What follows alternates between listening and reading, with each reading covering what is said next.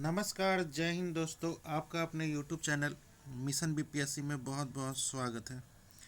दोस्तों, जैसा कि आप लोगों को पता होगा, बिहार दरोगा का एग्ज़ाम हो चुका है और उस अब मेंस की बारी आने वाली है।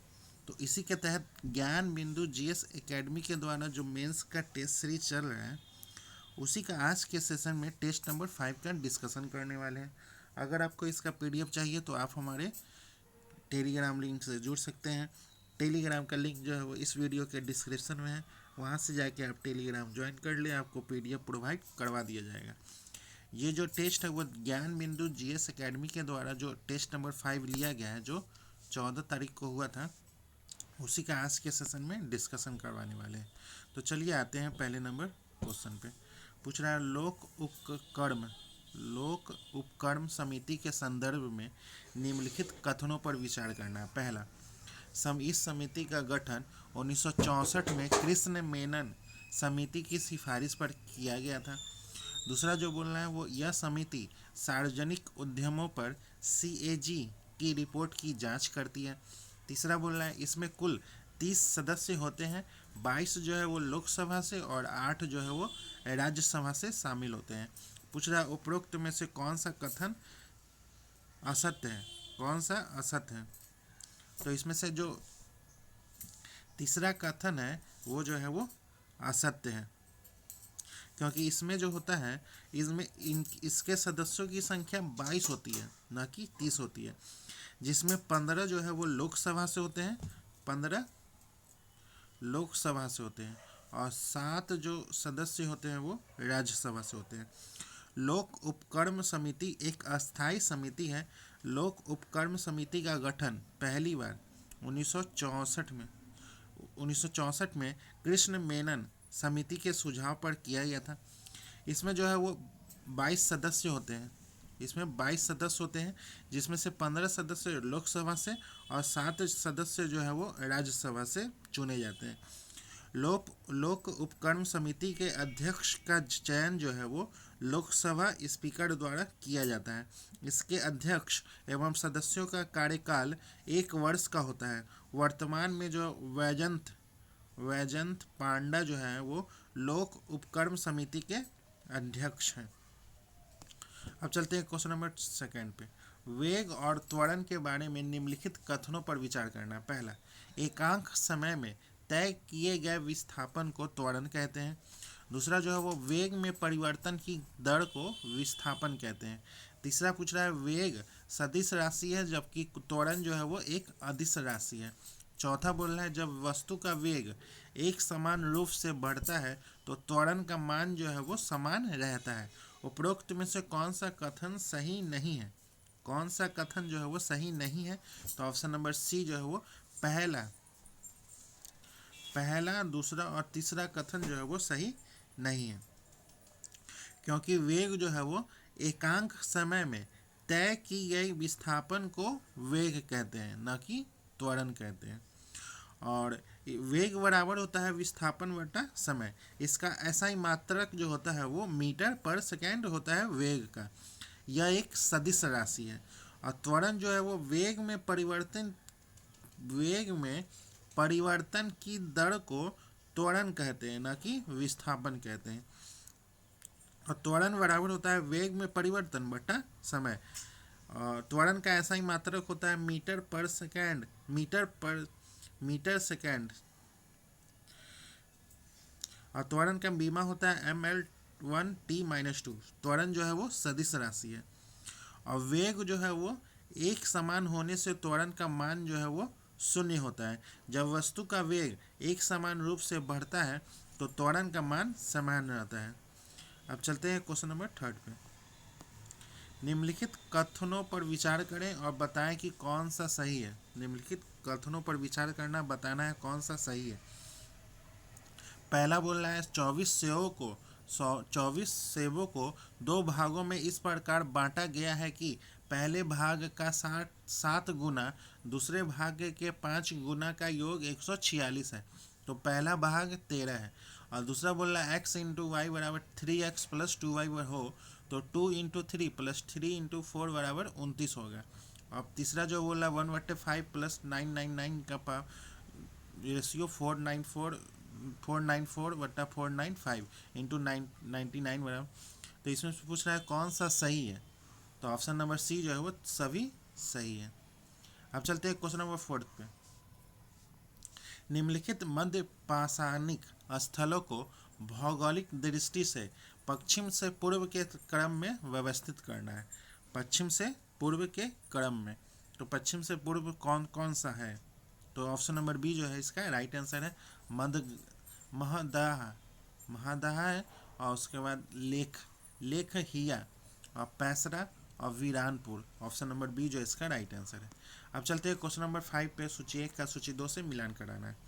पार्वती घाटी जो है वो हिमाचल प्रदेश में, मखरा घाटी जो है वो लद्दाख में, कंबन घाटी जो है वो तमिलनाडु में, और युथांग घाटी जो है वो सिक्किम में। तो इसका राइट आंसर है ऑप्शन नंबर बी जो है इसका राइट आंसर है। अब चलते हैं क्वेश्चन नंबर 6 पे। निम्नलिखित में से कितने युग्म जो है वो सही सुमेलित है, कौन से युग्म जो है वो सही सुमेलित है।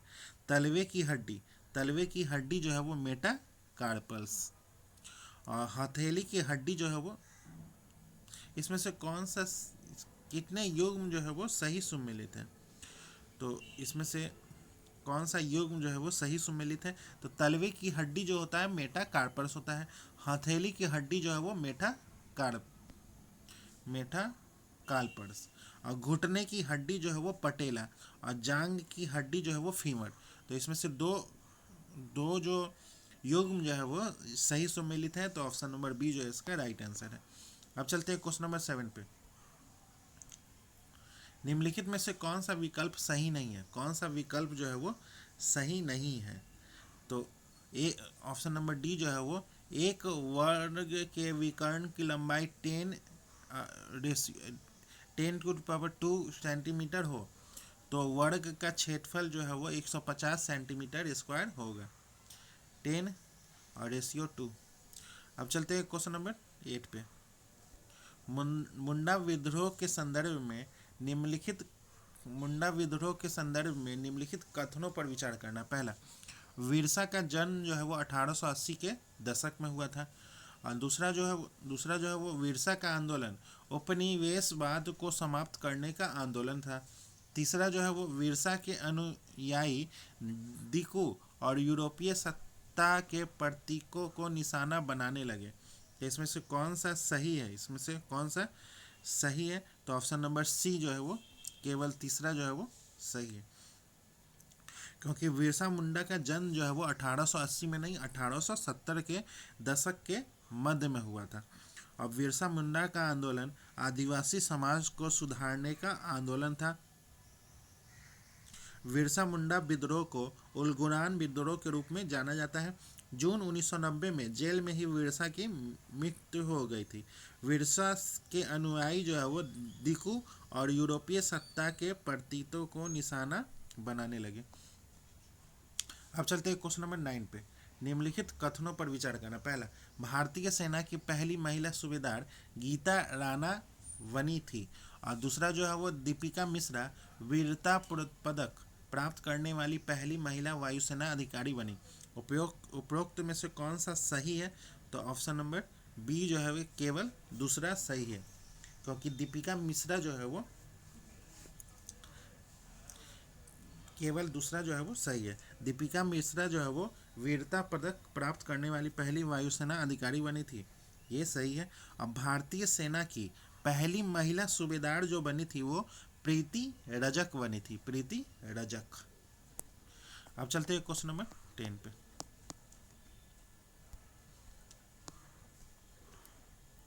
कार्बन के यौगिकों के संदर्भ में निम्नलिखित कथनों पर विचार करें। पहला, निम्नलिखित कथनों पर विचार करना है।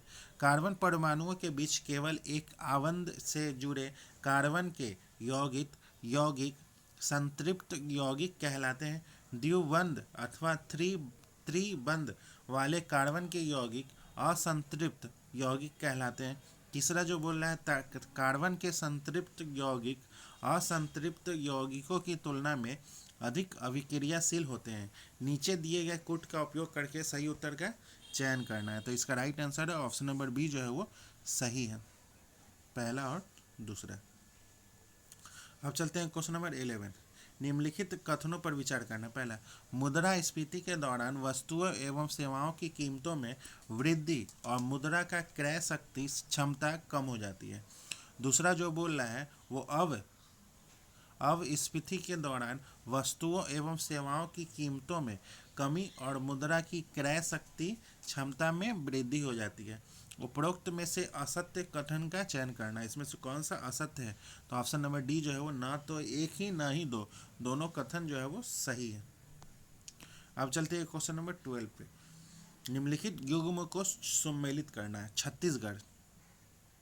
छत्तीसगढ़ में जो है वो छेड़ा, और सिक्किम में जो है वो सागा दावा, लद्दाख में जो है वो कोड़जोक, और उत्तराखंड में जो है वो हड़ेला।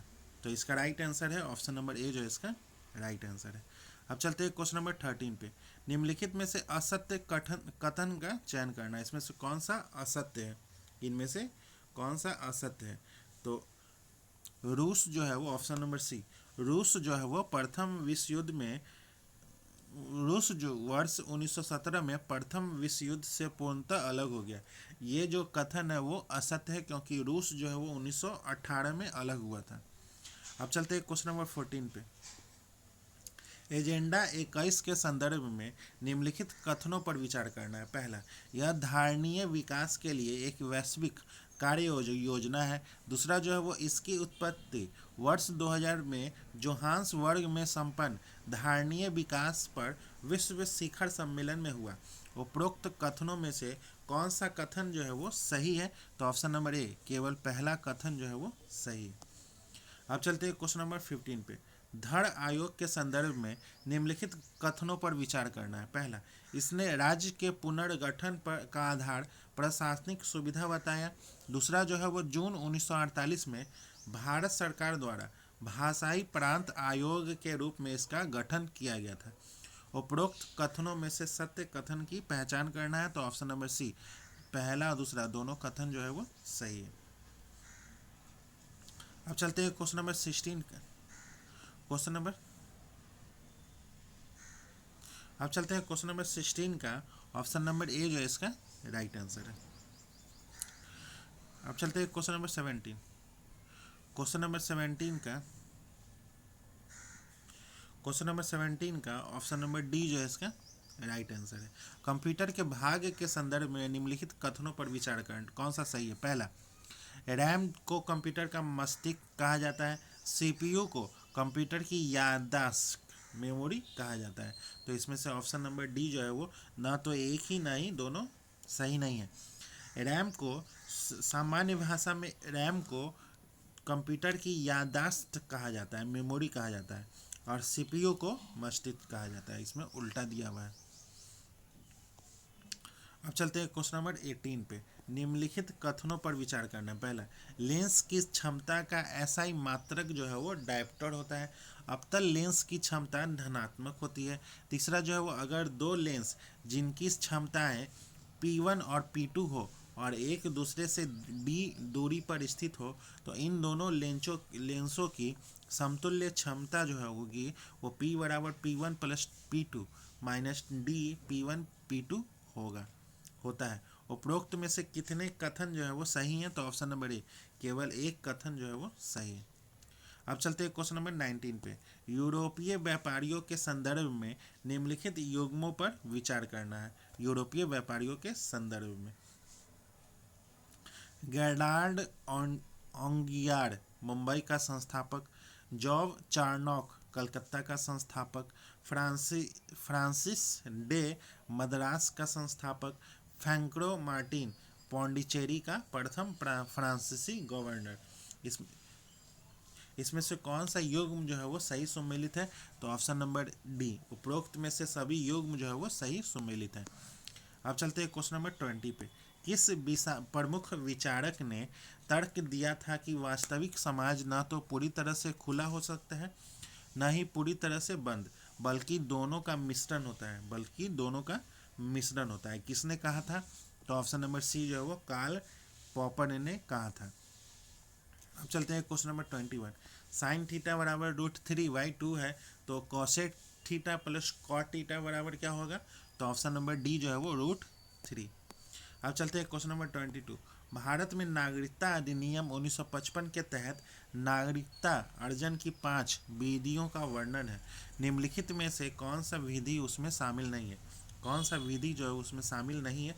तो ऑप्शन नंबर सी जो है वो संपत्ति प्राप्ति द्वारा, संपत्ति प्राप्ति द्वारा। अब चलते हैं क्वेश्चन नंबर 23। निम्नलिखित पर्वत श्रेणियों को उत्तर से दक्षिण क्रम में चुनना है। कौन सा पर्वत श्रेणी उत्तर से दक्षिण है? तो पहला जो है वो लद्दाख श्रेणी, कैलाश श्रेणी, विंध्य श्रेणी, मैकाल श्रेणी। ऑप्शन नंबर सी जो है इसका राइट आंसर है। अब चलते हैं क्वेश्चन नंबर 24। जड़त्व जो है वो वस्तु के डैश पर निर्भर करता है। अब चलते हैं क्वेश्चन नंबर 24। जड़त्व वस्तु के डैश पर निर्भर करता है। जड़त्व जो है वो वस्तु के डैश पे निर्भर करता है। तो इसमें से बोला गया है किस पे जड़त्व जो है वो वस्तु के किस पे निर्भर करता है? तो ऑप्शन नंबर ए जो है वो द्रव्यमान पे निर्भर करता है। जड़त्व जो है वो यह किसी पदार्थ का वह गुण है जिसके कारण वह पदार्थ अपने अवस्था परिवर्तन का विरोध करता है। अर्थात स्थिर है तो स्थिर रहना चाहता है, यदि गति में है तो गति में रहना चाहता है। अब चलते हैं क्वेश्चन नंबर 25। क्वेश्चन नंबर 25 का ऑप्शन नंबर ए जो इसका राइट आंसर है। अब चलते हैं क्वेश्चन नंबर 26।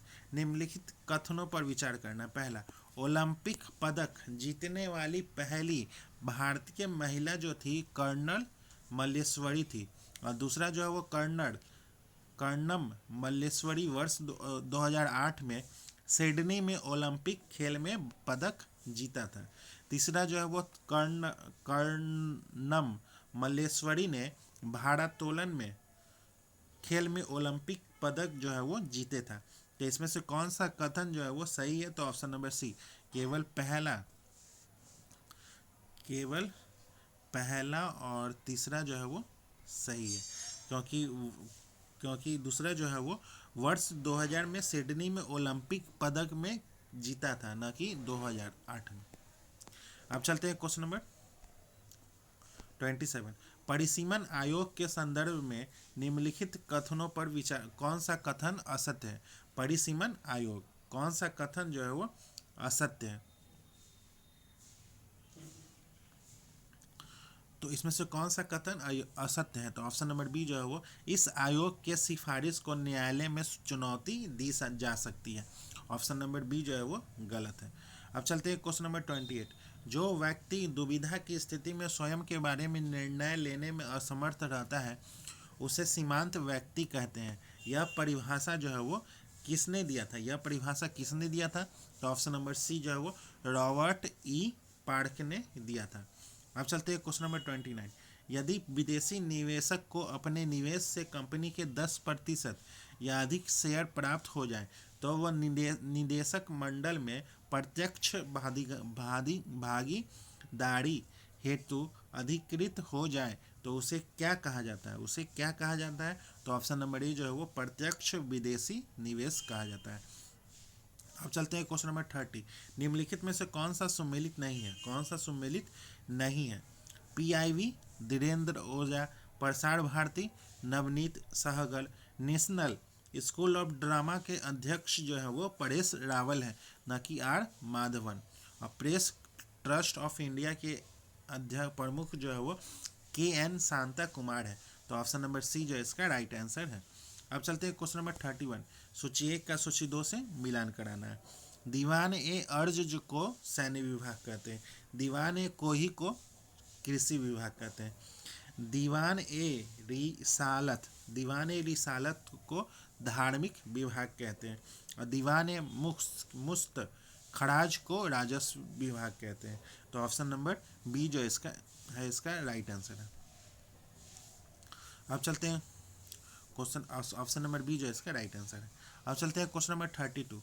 रविंद्रनाथ टैगोर द्वारा कोलकाता में शांति निकेतन की स्थापना कब की गई थी? तो ऑप्शन नंबर बी जो है वो 1901 ईस्वी में की गई थी। अब चलते हैं क्वेश्चन नंबर 33 का ऑप्शन नंबर सी जो इसका राइट आंसर है। अब चलते हैं क्वेश्चन नंबर 34। क्वेश्चन नंबर 34 का ऑप्शन नंबर बी जो है इसका राइट आंसर है। अब चलते हैं क्वेश्चन नंबर 35। क्वेश्चन नंबर 35, निम्नलिखित युग्मों पर विचार करना है। लिएंडर पेस जो है वो पाकेर डायनमो, और यान थोपे टारपीडो, और पीटी उषा उड़न पड़ी, और आंद्रे आगासी जो है वो डेनिस द मिनोस। उपरोक्त में से कितने युग्म जो है वो सही सम्मिलित नहीं है? तो ऑप्शन नंबर डी जो है वो उपरोक्त में से कोई भी जो है वो सही सम्मिलित नहीं है, सभी जो है वो सही सम्मिलित है। अब चलते हैं क्वेश्चन नंबर 36। श्वसन निम्नलिखित में से कैसी अभिक्रिया है? श्वसन जो है वो कैसी अभिक्रिया है? तो उष्मा क्षेपी अभिक्रिया है, उष्मा क्षेपी अभिक्रिया है। ऑप्शन नंबर डी जो है इसका राइट आंसर है। अब चलते हैं क्वेश्चन नंबर 37। क्वेश्चन नंबर 37 का ऑप्शन नंबर क्वेश्चन नंबर 37 का ऑप्शन नंबर बी जो है इसका राइट आंसर है। अब चलते हैं क्वेश्चन नंबर 38। निम्नलिखित राजनीतिक दलों पर विचार कीजिए और उसके स्थापना के काला क्रमानुसार व्यवस्थित कीजिए। बहुजन समाज पार्टी जो है वो 1984, और इसका घोड़ा सांप है 19। बहुजन समाज पार्टी जो है वो 1984, और इनका छाप जो है वो घोड़ा, ये हाथी सा छाप। भारतीय राष्ट्रीय कांग्रेस जो है वो 1885, और ये हाथ। भारतीय जनता पार्टी जो है वो 1980। भारतीय कम्युनिस्ट पार्टी जो है वो 1925। तो इसका राइट आंसर है ऑप्शन नंबर ए जो है इसका राइट आंसर है। अब चलते हैं क्वेश्चन नंबर 39। निम्नलिखित में से असत्य कथन का चयन करना है। इसमें से कौन सा असत्य है? तो ऑप्शन नंबर बी जो है वो गांधार शैली में बुद्ध के प्रसिद्ध मुद्राओं यथा वरद हस्त मुद्रा, अभय मुद्रा एवं भूमि स्पर्श मुद्रा प्रदर्शित किए गए हैं। ऑप्शन नंबर बी जो है वो असत्य है। अब चलते हैं क्वेश्चन नंबर 40। 30 दिसंबर 1906 को ढाका में स्थापित मुस्लिम लीग के प्रथम अध्यक्ष के रूप में किसे चुना गया है? तो ऑप्शन नंबर डी जो है वो आगा खां को चुना गया था। अब चलते हैं क्वेश्चन नंबर 41। क्रायोलाइट किस धातु का अयस्क है? तो क्रायोलाइट जो है वो एल्युमिनियम धातु का अयस्क है। ऑप्शन नंबर ए जो इसका राइट आंसर है। अब चलते हैं क्वेश्चन नंबर 42 से 6 व्यक्ति अपना भोजन लेने के लिए एक होटल में गए। उनमें से 5 ने अपने अपने भोजन पर प्रति व्यक्ति 15 रुपये खर्च किए, और छठे ने 6 व्यक्तियों के औसत खर्च की तुलना में 8 रुपया अधिक खर्च किया। उनके द्वारा खर्च किया गया कुल धन जो है वो कितना था? तो ऑप्शन नंबर ए जो है वो 99.6 रुपया था। अब चलते हैं क्वेश्चन नंबर 43। अध्यक्षीय शासन प्रणाली के संबंध में निम्नलिखित कथनों पर विचार करें। पहला, इस व्यवस्था में कार्यपालिका अपने लोकतांत्रिक वैधता के लिए विधायिका पर निर्भर नहीं होती है। राष्ट्रपति जो है वो राज्य का प्रमुख एवं सरकार का प्रमुख दोनों होता है। तीसरा जो है वो कार्यपालिका के सदस्य अनिवार्य रूप से विधायिका के सदस्य होते हैं। चौथा जो है वो राष्ट्रपति एवं उनकी कार्यपालिका विधायिका के प्रति सामूहिक रूप से उत्तरदायी होती है। उपरोक्त में से कौन सा कथन जो है वो सही है? तो ऑप्शन नंबर ए जो है वो केवल पहला और दूसरा जो है वो सही है। अब चलते हैं क्वेश्चन नंबर 44। भारत का सबसे पुराना क्रिकेट मैदान ईडन गार्डन्स जो है वो कहाँ है? तो ऑप्शन नंबर बी जो है वो कोलकाता में है। अब चलते हैं क्वेश्चन नंबर 45। मुद्रा के अवमूल्यन के संभावित प्रभाव क्या हो सकते हैं? मुद्रा के अवमूल्यन के संभावित प्रभाव क्या हो सकते हैं? तो इसका राइट आंसर है ऑप्शन नंबर डी जो है वो उपरोक्त सभी। निर्यात सस्ता एवं आयात महंगा, चालू खाता घाटे में सुधार, मुद्रास्फीति में वृद्धि। अब चलते हैं क्वेश्चन नंबर 46। निम्नलिखित में से कौन सा राज्य मध्यवर्ती जोन में शामिल नहीं है? कौन सा राज्य जो है वो मध्यवर्ती जोन में शामिल नहीं है? तो ऑप्शन नंबर बी जो है वो महाराष्ट्र। अब चलते हैं क्वेश्चन नंबर 47। कथन और कारण। ज़कात जो है वो एक धार्मिक कार्य है। दूसरा कारण जो है वो ज़कात जो है वो गैर मुस्लिमों से लिया जाता है। तो इसमें से कौन सा सही है? तो ऑप्शन नंबर सी जो है वो ए सत्य है, परंतु कारण जो है वो गलत है, क्योंकि ज़कात जो है वो गैर मुस्लिमों से नहीं लिया जाता, ये मुस्लिमों से लिया जाता है। अब चलते हैं क्वेश्चन नंबर 48। आलू में कंधों का हरापन किसकी उपस्थिति के कारण होता है? आलू में कंधों का हरापन किसकी उपस्थिति के कारण होता है? तो ऑप्शन नंबर सी जो है वो सोलिनिन सोलिनिन सोलिनिन के कारण होता है। अब चलते हैं क्वेश्चन नंबर 49। क्वेश्चन नंबर 49 का ऑप्शन नंबर बी जो है इसका राइट आंसर है। अब चलते हैं क्वेश्चन नंबर 50। सूची 1 का सूची 2 से मिलान कराना है। विधि द्वारा इसमें से कौन सा सही सही सुमेलन इस प्रकार। विधि द्वारा स्थापित प्रक्रिया जो है वो जापान से लिया गया है, और राज्यपाल की नियुक्ति जो है वो कनाडा। राष्ट्रपति द्वारा राज्यसभा में ख्याति प्राप्त व्यक्तियों का मनोनयन जो है वो आयरलैंड से, और राज्यसभा सदस्यों की निर्वाचन प्रक्रिया जो है वो दक्षिण अफ्रीका से। तो इसका राइट आंसर है ऑप्शन नंबर बी जो है इसका राइट आंसर है। अब चलते हैं क्वेश्चन नंबर 51। निम्नलिखित में से कौन सा युग्म जो है वो सही सुमेलित है? कौन सा युग्म जो है वो सही सुमेलित है? तो ऑप्शन नंबर डी जो है वो आटविक जो है वो वन विभाग का पदाधिकारी होता है। आटविक। और अंतपाल जो है वो सीमावर्ती दुर्गों का रक्षक होता है। सीमावर्ती दुर्गों का रक्षक होता है। और दुर्गपाल जो है वो राजकीय दुर्ग का रक्षकों का होता है अध्यक्ष। और दंडपाल जो है वो सेना की सामग्री जुटाने वाला प्रमुख अधिकारी होता है। अब चलते हैं क्वेश्चन नंबर 52। निम्नलिखित में से सही मिलान करना है। इसमें से सही मिलान करना है। तो वाट का न्यूटन मीटर पर सेकंड है, किलोवाट का 1000 वाट है, और 1 किलोवाट घंटा जो है वो 3.6 इंटू 10⁻⁶ जूल है। एक हॉर्स पावर जो है वो 746 वाट है। तो ऑप्शन नंबर बी जो है इसका राइट आंसर है। अब चलते हैं क्वेश्चन नंबर 53। निम्नलिखित में से कौन सी एक समकोण त्रिभुज की भुजाएं नहीं है? इनमें से कौन सी एक समकोण त्रिभुज की भुजाएं नहीं है? तो ऑप्शन नंबर डी जो है वो 4, 5, 6। अब चलते हैं क्वेश्चन नंबर 54। निम्नलिखित में से कौन सही सुमेलित नहीं है? इनमें से कौन सा सही सुमेलित नहीं है? कौन सा सही सुमेलित नहीं है? तो एक समुद्री मील जो होता है वो लगभग 1.8 किलोमीटर होता है। 1.8 किलोमीटर होता है। तो ऑप्शन नंबर ए जो है वो सही सुमेलित नहीं है। अब चलते हैं क्वेश्चन नंबर 55। सूची 1 का सूची 2 से मिलान कराना है। न्यूट्रॉन की खोज जो है वो किसने किया था? तो चैडविक ने। इलेक्ट्रॉन की खोज जो है वो जे थॉमसन ने। और प्रोटॉन की खोज जो है वो ई गोल्डस्टीन ने। और परमाणु नाभिक की ई रदरफोर्ड। तो ऑप्शन नंबर सी जो है इसका राइट आंसर है। अब चलते हैं क्वेश्चन नंबर 56। नेहरू रिपोर्ट के संदर्भ में निम्नलिखित कथनों पर विचार करना है। नेहरू रिपोर्ट के संदर्भ में निम्नलिखित कथनों पर विचार करना है। पहला जो है वो समिति ने अपनी रिपोर्ट अगस्त 1928 में प्रस्तुत किया था। दूसरा जो है वो कांग्रेस के युवा नेता जैसे सुभाष चंद्र बोस और जवाहरलाल नेहरू डोमिनियन स्टेटस के लक्ष्य से संतुष्ट थे। तीसरा जो है वो पूर्ण स्वतंत्रता की प्राप्ति हेतु 1930 में ऑल इंडिया इंडिपेंडेंस लीग की स्थापना की गई थी। चौथा जो है वो सांप्रदायिक आधार पर पृथक निर्वाचन मंडल की मांगों को अस्वीकार कर दिया गया था। तो इसमें से कौन सा सही है?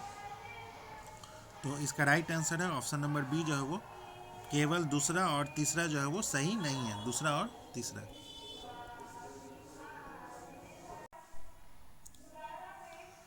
अब चलते हैं क्वेश्चन नंबर 57। निम्नलिखित कथनों पर विचार करना है। पहला, फुतुह उल उस सलातनी इसामी की कृति है। फोटो उस सलातीन ढक्कन में लिखा गया था। और फतुहुल सलातनी अलाउद्दीन खिलजी को समर्पित है। उपरोक्त में से कौन सा कथन जो है वो सही है? तो ऑप्शन नंबर सी, केवल पहला और दूसरा। यह बहमनी साम्राज्य के संस्थापक अलाउद्दीन हसन बहमन शाह को समर्पित है। अब चलते हैं क्वेश्चन नंबर 58। चुंबकीय क्षेत्र से संबंधित निम्न कथनों पर विचार करना है। पहला, चुंबकीय क्षेत्र की अपेक्षित सामर्थ्य को रेखाओं की निकटता की कोटि द्वारा दर्शाया जाता है। दूसरा, जो चुंबकीय क्षेत्र रेखाओं में केवल परिमाण होते हैं और कोई दिशा नहीं होती है। उपरोक्त में से कौन सा कथन सही है? तो ऑप्शन नंबर ए, केवल पहला कथन जो है वो सही है। अब चलते हैं क्वेश्चन नंबर 59। निम्नलिखित में से कौन सा युग्म जो है वो गलत सुमेलित है? तो रेल कारखाना जो है वो कौन सा युग्म जो है वो गलत सुमेलित है? तो रेल कारखाना जो है वो मोकामा, मुंगेर और सारण में है। कौन सा युग्म जो है वो गलत सुमेलित है? उर्वरक कारखाना जो है वो बरौनी में है, बेगूसराय। तेल शोधक कारखाना जो है वो बरौनी, बेगूसराय में है। सीमेंट कारखाना जो है वो रोहतास न कि जमुई में। अब चलते हैं क्वेश्चन नंबर 60। क्वेश्चन नंबर 60 का ऑप्शन नंबर ए जो है इसका राइट आंसर। अब चलते हैं क्वेश्चन नंबर 61। स्त्री पुरुष तुलना नामक पुस्तक की लेखिका जो थी वो कौन थी? तो ऑप्शन नंबर ए जो है वो ताराबाई शिंदे थी। अब चलते हैं क्वेश्चन नंबर 62। मिस यूनिवर्स बनने वाली प्रथम भारतीय महिला जो थी वो कौन थी? मिस यूनिवर्स बनने वाली प्रथम भारतीय महिला जो थी वो कौन थी? तो ऑप्शन नंबर बी जो है वो सुष्मिता सेन थी। अब चलते हैं क्वेश्चन नंबर 63। निम्नलिखित कथनों पर विचार करिए। पहला, गैसों की गतिज ऊर्जा द्रव्य की तुलना में अधिक होती है और ठोस, द्रव और गैस में से सर्वाधिक विसरण ठोस का होता है। और तीसरा जो है वो गैसों की अपेक्षा ठोस में सर्वाधिक अंतर आणविक स्थान होता है। उपरोक्त में से कौन सा कथन जो है वो असत्य है? तो इसमें से कौन सा असत्य है? तो ऑप्शन नंबर सी जो है वो केवल दूसरा और तीसरा जो है वो असत्य है, क्योंकि ठोस की अपेक्षा गैस में अंतर आणविक स्थान जो है वो सर्वाधिक होता है। और गैसों की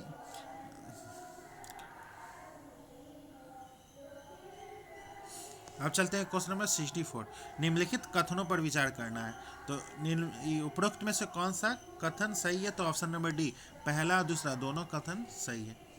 अब चलते हैं क्वेश्चन नंबर 65। सत्ता की साझेदारी की आवश्यकता के युक्ति परक तर्क का मुख्य आधार जो था वो कौन सा आधार था? तो ऑप्शन नंबर बी जो है वो यह विभिन्न सामाजिक समूहों के बीच टकराव की संभावना को कम करती है। ऑप्शन नंबर बी जो इसका राइट आंसर है। अब चलते हैं क्वेश्चन नंबर 66। निम्नलिखित कथनों पर विचार करिए। कथन और कारण। आर्कियन क्रम की चट्टानों में जीवाश्म जो है वो नहीं पाए जाते हैं। कारण जो है वो आर्कियन चट्टान का निर्माण गर्म लावा के ठंडा होने से होती है। तो इसका राइट आंसर है ऑप्शन नंबर ए और आर दोनों सही है और आर एक ही सही व्याख्या है। अब चलते हैं क्वेश्चन नंबर 67। इसरो ने निसार उपग्रह को किस प्रक्षेपण यान से लॉन्च किया है? प्रक्षेपण यान से लॉन्च किया है। तो ऑप्शन नंबर डी जो है वो GSLV F-16 से। अब चलते हैं क्वेश्चन नंबर 68। क्वेश्चन नंबर 68 का ऑप्शन नंबर बी जो है इसका राइट आंसर है। अब चलते हैं क्वेश्चन नंबर 69। निम्नलिखित पर विचार करिए। पहला, आयकर, दंड एवं शुल्क और तीसरा जो है RBI से प्राप्त लाभांश। उपरोक्त में से किसे सरकार के राजस्व प्राप्ति के अंतर्गत शामिल किया गया है? किसे शामिल किया गया है? तो ऑप्शन नंबर सी जो है वो पहला, दूसरा, तीसरा तीनों को शामिल किया गया है। अब चलते हैं क्वेश्चन नंबर 70। जाइलम और फ्लोएम के संदर्भ में निम्नलिखित कथनों पर विचार करिए। पहला, जाइलम जो है वो पानी और खनिज लवण का संवहन करती है। फ्लोएम जो है वो पत्तियों से भोजन और पौधों के विभिन्न भागों तक पहुंचाता है। तीसरा जो है वो जाइलम फ्लोएम के विपरीत पदार्थों को कोशिका में दोनों दिशाओं में गति करा सकता है। उपरोक्त में से कौन सा कथन जो है वो सही है? तो इसका राइट आंसर है उसमें से कौन सा कथन सही है? तो ऑप्शन नंबर डी जो है वो केवल दूसरा और तीसरा कथन जो है वो सही है। अब चलते हैं क्वेश्चन नंबर 71 का। क्वेश्चन नंबर 71 का ऑप्शन नंबर बी जो इसका राइट आंसर है। क्वेश्चन नंबर 72, निम्नलिखित में से किसे सातवाहन नरेश ने गाथा सप्तशती नामक महत्वपूर्ण कृति की रचना की है? किसने की है? तो ऑप्शन नंबर ए जो है वो हाल ने। अब चलते हैं क्वेश्चन नंबर 73, सिंधु नदी अफवाह तंत्र से संबंधित असत्य कथन को चुनना है। पहला, सिंधु नदी को तिब्बत में सिंगी सांगपो के नाम से जाना जाता है। दूसरा वो सिंधु नदी डमचौक के पास भारत में प्रवेश करती है। तीसरा जो है वो सिंधु नदी के बाएं तट लेह अवस्थित है। इसमें कौन सा असत्य है? तो ऑप्शन नंबर सी जो है वो केवल कथन और 1 और 3 जो है वो असत्य है, क्योंकि सिंधु नदी का उद्गम तिब्बत में कैलाश पर्वत श्रेणी में बोखर चू के निकट एक हिमनद से होता है। इसे तिब्बत में सिंगी कनवान अथवा शेर मुख कहते हैं।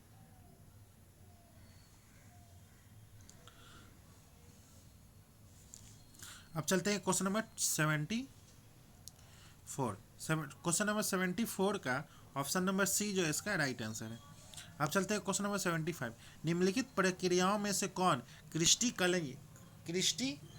क्रिस्टलीकरण विधि के अनुप्रयोग है? कौन से अनुप्रयोग है? पहला जो है वो समुद्री जल द्वारा प्राप्त नमक को शुद्ध करना। दूसरा जो है वो नमक से कपूर को पृथक करना। तीसरा जो है वो अशुद्ध नमूने से फिटकरी को पृथक करना। चौथा जो है वो वायु से विभिन्न गैसों को पृथक करना। नीचे दिए गए कुट का उपयोग करके सही उत्तर का चयन करना है। तो इसका राइट आंसर है ऑप्शन नंबर ए, केवल पहला और तीसरा जो है वो सही है। अब चलते हैं क्वेश्चन नंबर 76, सूची 1 का सूची 2 से मिलान कराना है। क्वेश्चन नंबर 76, तत्वबोधिनी सभा जो है वो 1839 और रहनुमाई माजद्यान सभा जो है वो 1851 और भारतीय राष्ट्रीय कॉन्फ्रेंस जो है वो 1883 में, हिंदू महासभा जो है वो 1915 में। तो इसका राइट आंसर है ऑप्शन नंबर सी जो इसका राइट आंसर है। अब चलते हैं क्वेश्चन नंबर 77, निम्नलिखित कथनों पर विचार करना है। क्वेश्चन नंबर 77, पहला, मुख्य गुहा में कृतंग दांतों की संख्या जो है वो 8 है। जब मुंह का पीएच मान जो है वो 6.5 हो जाता है तब दांतों का सड़ना शुरू हो जाता है। तीसरा जो है वो आयोडीन की कमी से दांत जो है वो कमजोर होते हैं और टूट कर झड़ने लगते हैं, जिसे दांत क्षय या फ्लोरोसिस नामक बीमारी कहा जाता है। उपरोक्त में से कितने कथन जो है वो सही है? तो ऑप्शन नंबर सी, केवल दूसरा और तीसरा जो है वो सही है, क्योंकि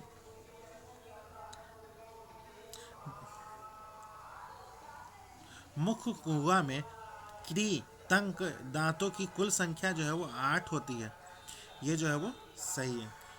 इसमें से कौन सा सही नहीं है? तो दूसरा और तीसरा जो है वो सही नहीं है, क्योंकि जब मुंह का पीएच मान 5.5 हो जाता है तब दांतों का सड़ना शुरू हो जाता है। अब चलते हैं क्वेश्चन नंबर 78, सूची 1 का सूची 2 से मिलान कराना है। सूची 1 का सूची 2 से, सरकार के विभिन्न अंगों के बीच शक्ति का बंटवारा जो है वो अधिकारों का वितरण है। विभिन्न स्तर की सरकारों के बीच अधिकारों का बंटवारा जो है वो संघीय सरकार, और विभिन्न सामाजिक समूहों के बीच सत्ता की साझेदारी जो है वो सामुदायिक सरकार, और 2 या अधिक दलों के बीच सत्ता की साझेदारी जो है वो गठबंधन सरकार। तो इसका राइट आंसर है ऑप्शन नंबर ए जो है इसका राइट आंसर है। अब चलते हैं क्वेश्चन नंबर 79। क्वेश्चन नंबर 79 का ऑप्शन नंबर डी जो है इसका राइट आंसर है। अब चलते हैं क्वेश्चन नंबर 80, निम्नलिखित जीवों पर विचार करना है। अमीबा, कवक, बैक्टीरिया और पैरामीशियम। उपरोक्त जीवों में से कौन सा बहुकोशिकीय जीव है? इसमें से कौन सा बहुकोशिकीय जीव है? तो ऑप्शन नंबर डी जो है वो केवल दूसरा जो है वो कवक जो है वो बहुकोशिकीय जीव है। अब चलते हैं क्वेश्चन नंबर 81, किस देश ने प्रधानमंत्री नरेंद्र मोदी को Grand Collar of the National Award Order of the Southern Cross से सम्मानित किया है? कौन सा देश किया है? तो ऑप्शन नंबर ए जो है वो ब्राजील ने। Option number A Brazil. अब चलते हैं क्वेश्चन नंबर 82, नीचे दिए गए कोलाइड्स के उदाहरण में कौन सही सम्मिलित नहीं है? कौन सा सही सम्मिलित नहीं है? कोहरा बादल कुहासा जो है वो एरोसोल, रंगीन रत्न पत्थर दूधिया कांच जो है वो ठोस सोल, मैग्नीशियम मिल्क और कीचड़ जो है वो फोम, और पनीर मक्खन जो है वो जेल। तो इसमें से कौन सा सही सुमेलित नहीं है? तो ऑप्शन नंबर ए, केवल तीसरा जो है वो सही सुमेलित नहीं है। अब चलते हैं क्वेश्चन नंबर 83 का। क्वेश्चन नंबर 83 का ऑप्शन नंबर डी जो है इसका राइट आंसर है। अब चलते हैं क्वेश्चन नंबर 84। निम्नलिखित में से किसे समिष्ट अर्थशास्त्र का जनक कहा जाता है? किसे कहा जाता है? तो ऑप्शन नंबर डी जो है वो J.M. किन्स को कहा जाता है। अब चलते हैं क्वेश्चन नंबर 85। नील आर्म स्ट्रॉन्ग ने चंद्रमा की सतह पर कब अपना पैर रखा था? तो 20 जुलाई 1969 को। ऑप्शन नंबर डी जो है इसका राइट आंसर है। अब चलते हैं क्वेश्चन नंबर 86।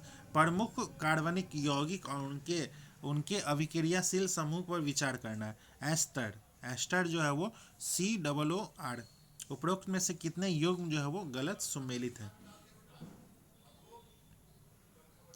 एमीन जो है वो NH2, और कार्बोक्सिलिक अम्ल जो है वो COS। तो ऑप्शन नंबर तीसरा जो है वो सही सुमेलित नहीं है, केवल एक युग्म जो है वो सही सुमेलित नहीं है। अल्कोहल जो है वो OH होता है। तो कार्बोक्सिलिक अम्ल जो होता है वो COOH होता है, COOH होता है। अब चलते हैं क्वेश्चन नंबर 87। क्वेश्चन नंबर 87 का ऑप्शन नंबर सी जो है इसका राइट आंसर है। अब चलते हैं क्वेश्चन नंबर 88। सहायक संधि के संदर्भ में निम्नलिखित में से कौन सा कथन सही नहीं है? कौन सा कथन सही नहीं है? तो ऑप्शन नंबर डी जो है वो अंग्रेज अपने सहयोगी को सिर्फ बाहरी चुनौतियों से रक्षा कर सकेंगे। ऑप्शन नंबर डी जो है वो सही नहीं है। अब चलते हैं क्वेश्चन नंबर 89। पौधों को पोषक हवा, पानी और मिट्टी से प्राप्त होते हैं। इन पोषकों के संदर्भ में निम्नलिखित कथनों पर विचार करना। पहला, पौधों को बृहद पोषकों की प्राप्ति जल से होती है। और दूसरा जो है वो पोषक के रूप में पौधे जो है वो कार्बन और ऑक्सीजन से वायु प्राप्त करते हैं। उपरोक्त में से कौन सा कथन जो है वो सही है? तो ऑप्शन नंबर बी, केवल दूसरा कथन जो है वो सही है। अब चलते हैं क्वेश्चन नंबर 90। निम्नलिखित कथनों पर विचार करना। पहला, दिन और रात का होना, कोरियोडिसिस बल की उत्पत्ति, तीसरा जो है वो ऋतु परिवर्तन, चौथा जो है वो दिन रात का छोटा एवं बड़ा होना। तो इसमें से कौन सा सही सुमेलित है? तो ऑप्शन नंबर ए, केवल तीसरा और चौथा जो है वो सही सुमेलित है, सही है। अब चलते हैं क्वेश्चन नंबर 91। सूची 1 का सूची 2 से मिलान कराना है। अंडाशय जो है वो फल में परिवर्तित होते हैं। अंडे की कोशिका जो है वो भ्रूण में परिवर्तित होती है। और बीज पत्र जो है वो बीज में परिवर्तित होती है। और ध्रुवीय निकाय जो है वो एंडोस्पर्म में परिवर्तित होती है। तो इसका राइट आंसर है ऑप्शन नंबर सी जो है इसका राइट आंसर है। अब चलते हैं क्वेश्चन नंबर 92 का ऑप्शन नंबर सी जो है इसका क्वेश्चन नंबर 92 का ऑप्शन नंबर सी जो है इसका राइट आंसर है। अब चलते हैं क्वेश्चन नंबर 93। भारतीय संविधान की 8वीं अनुसूची में 71वां संविधान संशोधन विधेयक 1992 द्वारा कौन सी भाषा जोड़ा गया है? कौन सी भाषा जो है वो जोड़ा गया है? तो कोंकणी, मणिपुरी और नेपाली भाषा जोड़ा गया है। अब चलते हैं क्वेश्चन नंबर 96। सूची 1 का सूची 2 से मिलान कराना है। Question number 96।